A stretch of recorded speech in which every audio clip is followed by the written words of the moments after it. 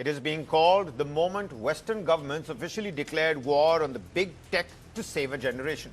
British Prime Minister Keir Starmer has just announced a sweeping radical law that will completely ban children in the United Kingdom under the age of 16 from using major social media platforms. And this legislation means the legal age to open an account on TikTok, on Instagram, Snapchat, Facebook, X will instantly jump from 13 to 16. While basic utility messaging services like WhatsApp and Signal will remain exempt to let families communicate, the entertainment applications that dominate teenagers' lives are facing a total blackout. The UK government is pushing further than any country before it, actively introducing late-night digital curfews to kill the infinite scroll, proposing automated mandatory usage breaks for under 18s, and completely blocking live streaming and stranger contact features inside popular online video games. Starmer framed the decision clearly, stating that it is time to give children their childhoods back from multi-billion-dollar algorithms designed to be addictive. Laws are rules, but they're also an expression of our values. They shape the social contract. And so this will change the conversations that parents have and the expectations of children over time. It will make a huge difference. It will make our children safer. It will make our children happier. And will give them more time, more security, more freedom to grow up, more opportunity. Well, it will make our children safer, but will it make them happier? That's a big question. Several other countries have already moved in that same direction. Australia introduced an absolute ban for children under 16 with heavy fines for platforms that break the rules. Malaysia has barred children under 16 from opening new accounts. You've got Norway and Denmark that are raising the age of digital consent to 15. Poland, Slovenia, and Italy, they're also working on laws that set strict age limits or require parental consent. China has taken a different approach by introducing time limits, night curfews, and a special youth mode on the platforms. And this global momentum brings an immediate but urgent question to our doorstep. Is it time for India to build its own digital wall to protect its children? The conversation here is active, and in some states, it is already moving towards policy. Karnataka was the first state to propose a social media ban for children under 16, announcing it during the state budget earlier this year. Andhra Pradesh followed, saying it would block access for children under 13. Goa is looking at an Australia-style model. Bihar is examining what age verification might look like legally. The intent across these states is genuine. But here is the problem. Under India's constitutional framework, digital regulation is a union subject. State governments can signal intent, but only the central government can actually enforce a nationwide ban. Without the parliament acting, what individual states announce remains largely symbolic. And enforcement itself is the harder question. Nearly half the country's population lives in rural or semi-urban areas where a mobile phone is often the only gateway to education, to information, and to opportunity. Age verification at the scale India would need raises serious privacy concerns. Children who want access will find ways around a ban as well. There are VPNs that are already widely used by minors, and shared devices within families make individual age checks extremely difficult.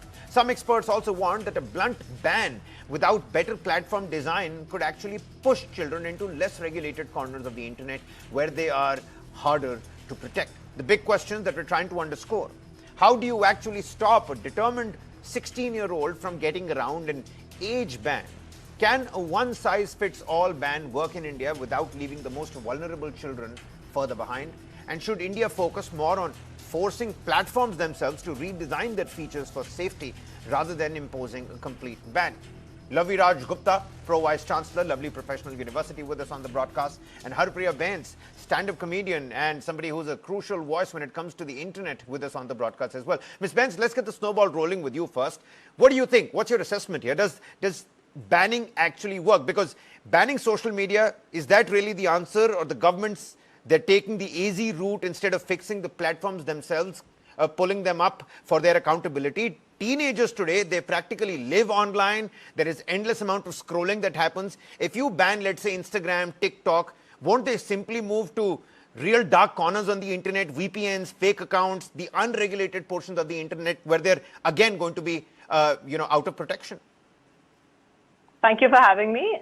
Yes, I kind of agree with you to some level. I do not think that abstinence and, blanket ban is the solution. I think regulation is. Regulation with awareness is the real solution. See, kids are a curious lot. Children are curious. The moment you tell them, don't do this, they will be doing just that. And we see them right from the toddler mode till right. And, a blanket ban, how is it supposed to work in a country like India?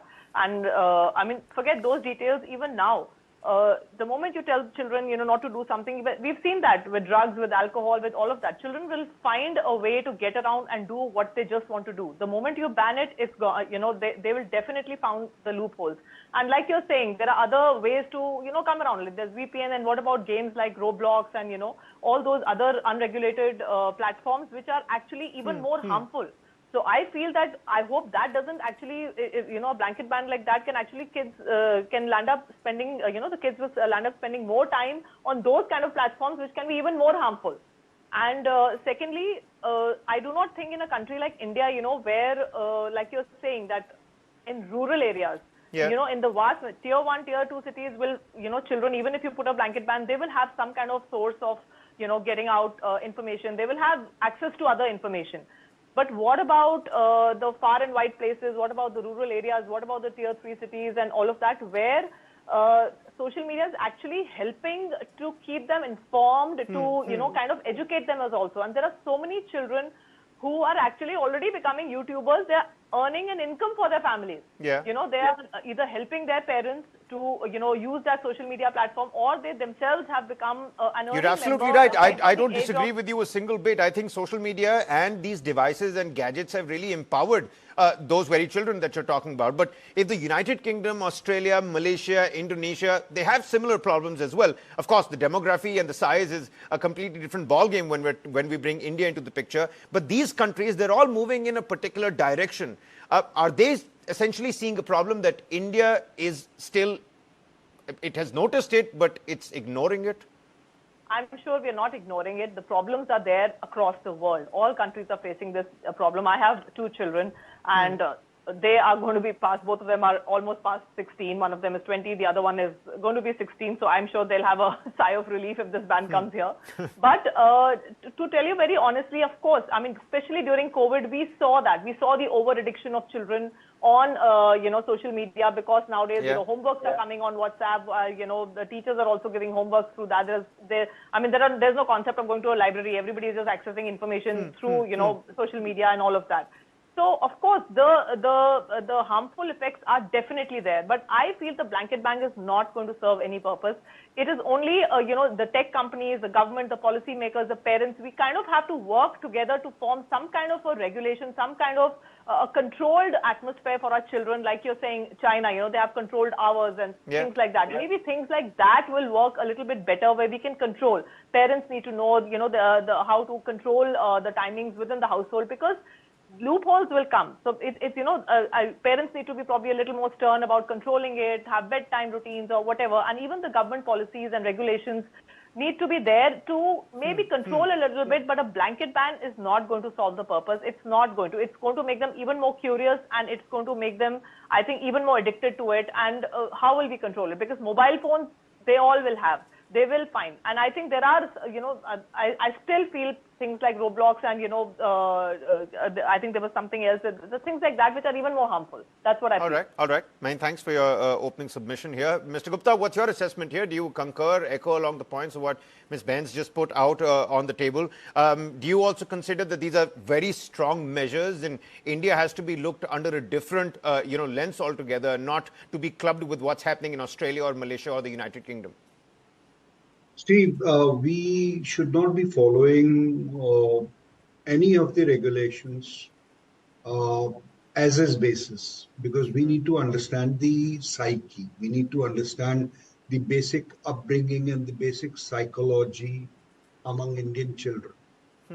But we need to look into. I would agree to Ms. Benz to an extent that if you impose a complete ban, that will actually curate more curiosity of using it. And there is no ways and means by which you can actually keep track of people citing their age while actually registering for a particular application or for a particular facility Yeah. onto the internet. We'll have to create a trade-off. We'll have to create a policy in which we create guardrails, a very well defined and a very well notified guardrails, in which I would agree to Ms. Baines that there has to be an equitable participation of policymakers, the parents, the teachers, and the children by themselves.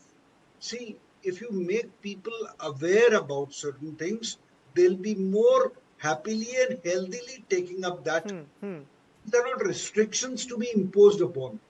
This is more about awareness to be brought up. See, technically, I can talk about it that any of the platform can very well restrict the screen time. They can very well restrict what kind of content is to be floated to what device. We need to sit together with the service providers.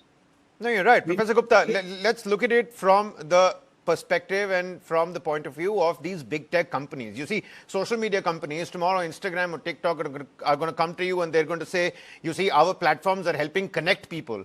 Why do you believe that, social media has become a public health concern that is now being compared to tobacco, is being compared to gambling?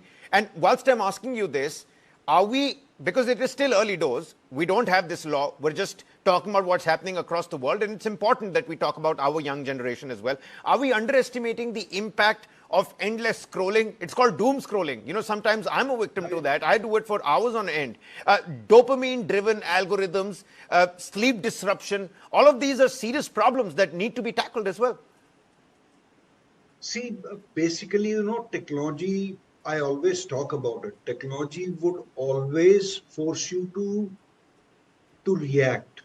Technology is meant to create reactions in individual.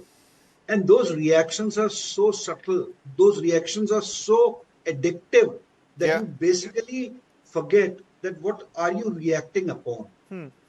But then if there is an awareness, and that awareness creates a very clear-cut divide between information and misinformation, a clear-cut divide between the kind of view you are doing and that view, what kind of value it is bringing to you as an individual.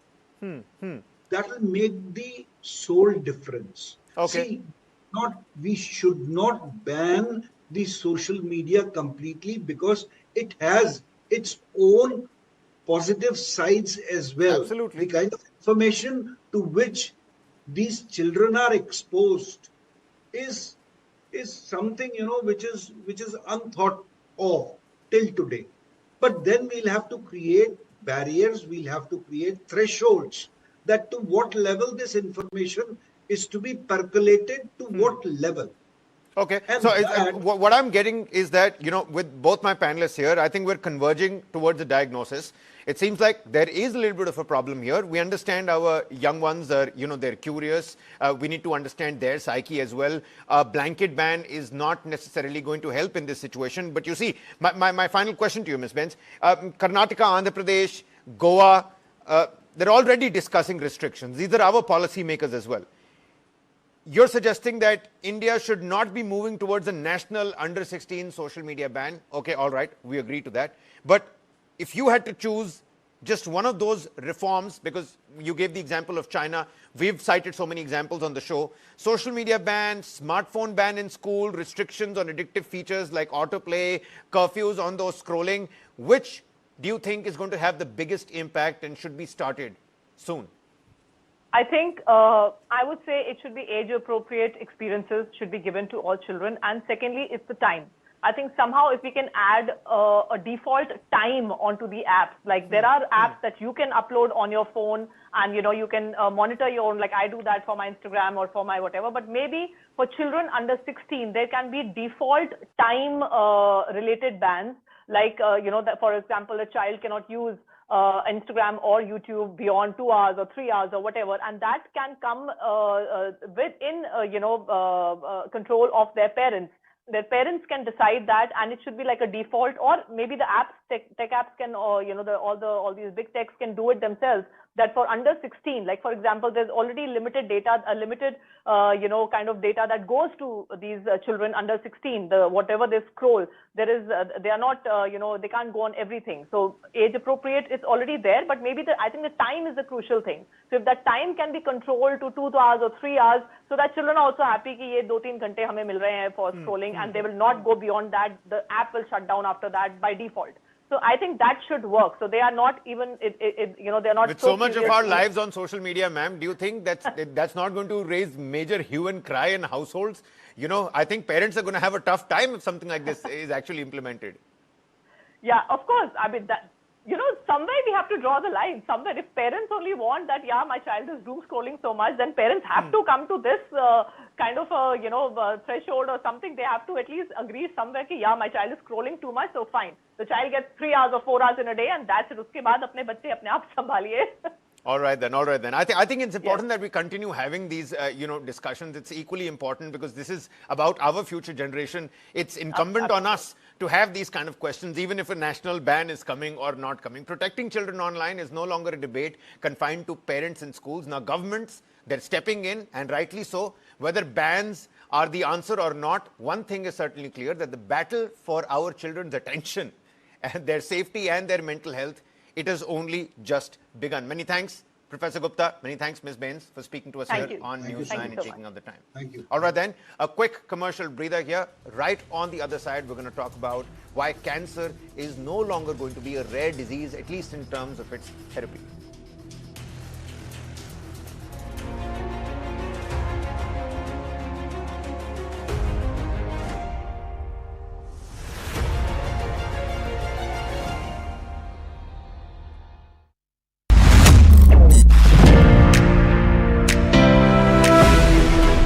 On October 2nd, 2014, India took a step towards cleanliness, and today the country is rapidly progressing towards Clean India, Healthy India. Prime Minister Narendra Modi launched the Swachh Bharat mission from the nation's capital by personally picking up a broom and participating in a cleanliness drive. Seeing the Prime Minister lead by example, millions of citizens resolved that a garbage-free India is our responsibility, and neither will we litter nor will we let others litter. हमारे देश का प्रधानमंत्री खुद सड़क पर उतर के झाड़ू लगा रहा है, तो आम आदमी के दिल में ये हुआ कि जब हमारा प्रधानमंत्री झाड़ू लगा सकते हम क्यों नहीं लगा सकते? Inspired by the Prime Minister's leadership, the Swachh Bharat mission has evolved from being just a cleanliness campaign into a powerful example of social transformation. स्वच्छ भारत मिशन की